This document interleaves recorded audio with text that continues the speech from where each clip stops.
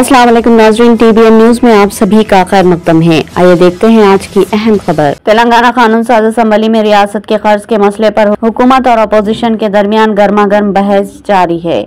Deputy chief minister व वजीर finance भट्टी विक्रमार्का और BRS रुकन टी हरीश राव के दरमियान अल्फाज का तबादला और एक दूसरे को चैलेंजेस का माहौल ऐवान में देखा गया। वक्फे सवालात के दौरान हुकूमत की जानिब से एक साल में हासिल करदा कर्ज के मसले पर डिप्टी चीफ मिनिस्टर ने ऐवान में मुबाहिस का पेशकश किया, जिस पर हरीश राव ने इत्तेफाक करते हुए स्पीकर से ख्वाहिश की कि मुबाहिस की तारीख और वक्त का ऐलान किया जाए। हरीश राव ने इल्जाम आयद किया कि कांग्रेस हुकूमत ने एक साल में 1,27,208 करोड़ का कर्ज हासिल किया और 5 बरसों में कांग्रेस हुकूमत जुमला 6,36,400 करोड़ कर्ज हासिल करेगी। डिप्टी चीफ मिनिस्टर भट्टी विक्रमार्का ने हरीश राव के आदाद व शुमार से इख्तिलाफ किया और कहा कि हुकूमत ने महज 51,200 करोड़ रुपये कर्ज हासिल किया है। उन्होंने कहा कि BRS के 10 साल दौरे हुकूमत में 7 लाख करोड़ कर्ज हासिल किया गया था और हुकूमत इस सिलसिले में आदाद व शुमार पेश कर सकती है।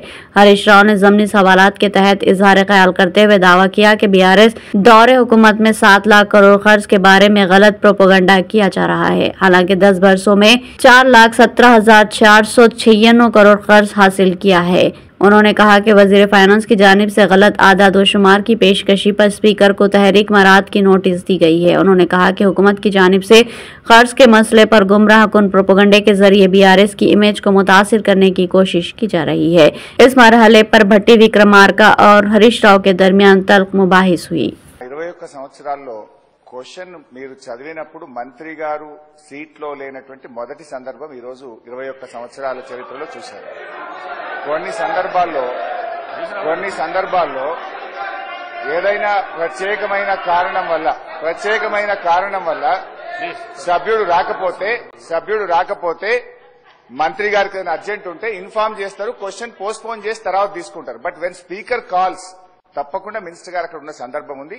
అయినా సభ గౌరవాన్ని హుందాతనాన్ని దృష్టిలో పెట్టుకుని నేను వదిలేస్తున్నాను. అధ్యక్ష, ఈరోజు గౌరవనీయులు భట్టి విక్రమార్క గారు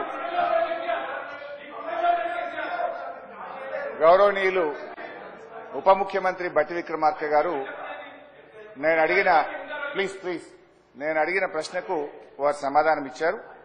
రాష్ట్ర ప్రభుత్వం FRBM కింద తీసుకున్న అప్పులు 51,277 కోట్లని చెప్పారు. అఫ్ కోర్స్ ఈ రోజు ఉదయం నేను రిజర్వ్ బ్యాంక్ ఆఫ్ ఇండియాది కూడా రిపోర్ట్ తీసుకున్న పొద్దున్నే నెట్ లో. ఈ రోజు కలిపితే ఇంకో 3,000 కోట్లు పెరిగింది. ఆల్రెడీ ఇంతకుముందే 2003వ తారీఖు 5వ తారీఖు తీసుకున్నారు. ఇవాళతో కలిపితే ఇంకో 1000 పెరిగింది. 55,277 కోట్లు FRBM కింద తీసుకున్నారు. కార్పొరేషన్ గ్యారంటీల కింద 61,991 కోట్లు తీసుకున్నారు. 10,099 కోట్లు గ్యారంటీ లేకుండా తీసుకున్నారు. మొత్తంగా కాంగ్రెస్ పార్టీ ఏడాది పాలనలో చేసిన అప్పు ఎంత అంటే 1,27,208 కోట్లు. ఒక్క ఏడాదిలో వీళ్ళు చేసిన అప్పు 1,27,208 కోట్లు. 5 ఏళ్లకు మనం లెక్కగడితే ఎంత అవుతుందంటే అధ్యక్ష, 6,36,040 కోట్ల రూపాయలు 5 ఏళ్లలో కాంగ్రెస్ ప్రభుత్వం చేయబోయే అప్పుగా దీన్ని బట్టి మనకు స్పష్టంగా కనబడతా ఉంది. ఇకపోతే అధ్యక్ష, ఈ మధ్య కాలంలో కాంగ్రెస్ పార్టీ నాయకులు కాంగ్రెస్ పార్టీ పెట్టిన వైట్ పేపర్ బుక్ కూడా తెచ్చాను అధ్యక్ష.